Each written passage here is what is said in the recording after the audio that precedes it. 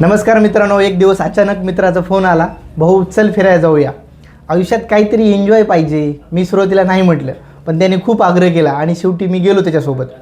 फिरायला गेलो, खर्च झाला आणि तिथून सुरू झाला एक धोकादायक प्रवास, क्रेडिट कार्डच्या कर्जाचा. हो मित्रांनो, क्रेडिट कार्ड.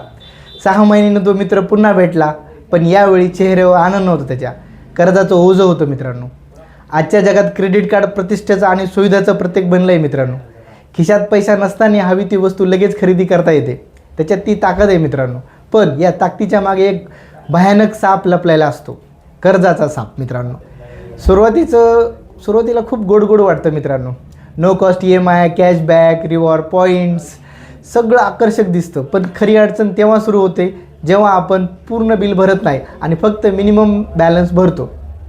अनेकदा वाटतं 5% रक्कम भरली की काम झालं आपलं, पण उरलेल्या रकमेला दरमहा 3 ते 4% व्याज लागतं. मित्रांनो, हे माहीत नाही भरपूर लोकांना.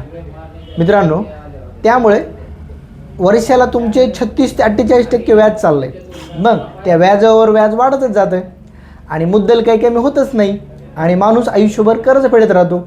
यालाच म्हणतात क्रेडिट कार्ड ट्रॅप. आता क्रेडिट कार्ड ट्रॅपमधून कसं बाहेर पडायचं? आता सगळ्यात महत्त्वाचं म्हणजे सर्वात जे लहान कर्ज आहे ते आधी फेडायचं. मित्रांनो, त्यामुळे काय होतं आहे, आपल्याला थोडं कॉन्फिडन्स वाढतो.